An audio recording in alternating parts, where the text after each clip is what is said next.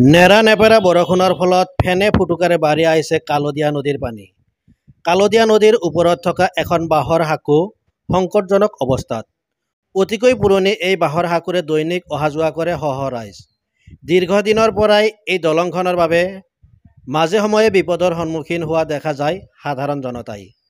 ৬০ দশকত সৃষ্টি হোৱা বালাপাৰা বজাৰৰ গাতে লাগি থকা কালদীয়া নদীৰ ওপৰত আছে এইখন বাঁহৰ সাঁকো।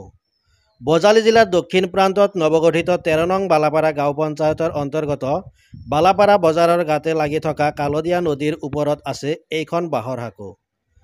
প্ৰতিদিনাই এইখন বাঁহৰ সাঁকোৰে অহা-যোৱা কৰে শ শ ৰাইজ।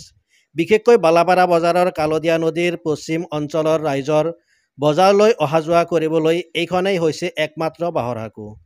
এই সাঁকোখন ভাঙি গ'লে ১ কিলোমিটাৰ পথ ঘূৰি আহিব লাগে বালাপাৰা বজাৰলৈ। দীৰ্ঘদিনৰ পৰাই বালাপাৰা অঞ্চলৰ ৰাইজৰ দাবী আছিল অতিকৈ ব্যস্ততাপূৰ্ণ এইখন বাঁহৰ সাঁকো কাঠৰ কৰিব লাগে। ৬০ দশকত সৃষ্টি হোৱা বালাপাৰা বজাৰৰ লগতে এইখন বাঁহৰ সাঁকো বাঁহৰ হৈয়ে থাকিল। ৬০ দশকত সৃষ্টি হোৱা বালাপাৰা বজাৰৰ লগতে এইখন বাঁহৰ সাঁকো বাঁহৰ হৈয়ে থাকিল। জনপ্ৰতিনিধি আহিছে, জনপ্ৰতিনিধি গৈছে, কোনেও গুৰুত্ব আৰোপ কৰা নাই এই বাঁহৰ সাঁকো কাঠৰ কৰিবলৈ। এইবাৰ বছৰৰ প্ৰথমটো পানী কালদীয়া নদীত অহাৰ লগে লগে বাঁহৰ সাঁকোখন নদীৰ পানীৰ সোঁতে সাঁকোখন উটুৱাই নিয়াৰ উপক্ৰম হৈছে। সংকটজনক অৱস্থাত আছে বাঁহৰ সাঁকোখন। যিকোনো সময়তে কালদীয়া নদীৰ সোঁতে উটুৱাই নিব পাৰে বাঁহৰ সাঁকোখন। এতিয়া প্ৰশ্ন হয়, অতিকৈ পুৰণি এই বাঁহৰ সাঁকোখন কাঠৰ হ'ব কেতিয়া? নে এনেকৈয়ে বছৰ বছৰ ধৰি যমৰ যাতনা ভোগ কৰি অহা বালাপাৰাবাসী ৰাইজে যমৰ যাতনা ভোগ কৰিব লাগিব? আৰু কিমান দিনলৈ এনেকৈ যমৰ যাতনা ভোগ কৰিব বালাপাৰাবাসী ৰাইজে?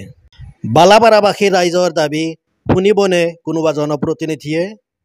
হ'বনে এইখন বাঁহৰ সাঁকো কেতিয়াবা কাঠৰ দলং? নেৰা-নেপেৰা বৰষুণৰ ফলত ফেনে ফুটুকাৰে বাঢ়ি আহিছে কালদীয়া নদীৰ পানী। কালদীয়া নদীৰ ওপৰত থকা এখন বাঁহৰ সাঁকো সংকটজনক অৱস্থাত। অতিকৈ পুৰণি এই বাঁহৰ সাঁকোৰে দৈনিক অহা-যোৱা কৰে শ শ ৰাইজ। দীৰ্ঘদিনৰ পৰাই এই দলংখনৰ বাবে মাজে সময়ে বিপদৰ সন্মুখীন হোৱা দেখা যায় সাধাৰণ জনতাই। ৬০ দশকত সৃষ্টি হোৱা বালাপাৰা বজাৰৰ গাতে লাগি থকা কালদীয়া নদীৰ ওপৰত আছে এইখন বাঁহৰ সাঁকো।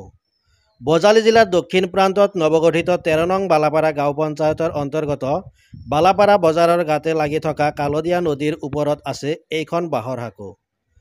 প্ৰতিদিনাই এইখন বাঁহৰ সাঁকোৰে অহা-যোৱা কৰে শ শ ৰাইজ। বিশেষকৈ বালাপাৰা বজাৰৰ কালদীয়া নদীৰ পশ্চিম অঞ্চলৰ ৰাইজৰ বজাৰলৈ অহা-যোৱা কৰিবলৈ এইখনেই হৈছে একমাত্ৰ বাঁহৰ সাঁকো।